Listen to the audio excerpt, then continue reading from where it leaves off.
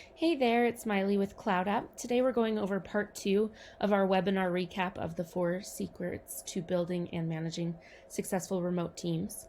So first we'll go over kind of a summary of the first part of the webinar if you didn't read that summary or watch it. And then we'll go over some of the questions that were asked to the panel. So what do you screen for in successful remote candidates? So we'll go over some great answers on making sure that you're looking for the right things when you're hiring for remote workers, which is something that a lot more of us are doing nowadays with, the pandemic. So it's a great thing to look over.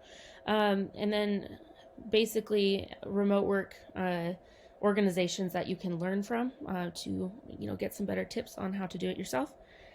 So there's some examples there.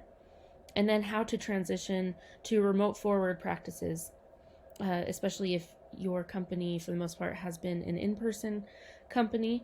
How do you make sure to make that transition to mostly remote work?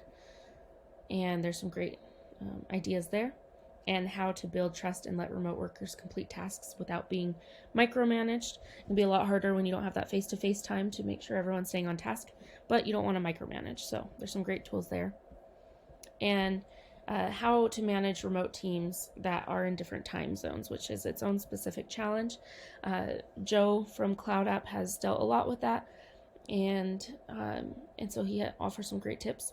And then what you're looking for in a candidate during the 20-minute phone interview, how you can impress. So if you are yourself looking for a job or looking for what to look for when you have that phone call with your candidates, there's some great tips here. So take a look. I hope you're able to learn a lot from this webinar. I'll also include the link to the actual webinar if you'd like to check that out on YouTube so that you can learn a little bit more about managing remote teams successfully.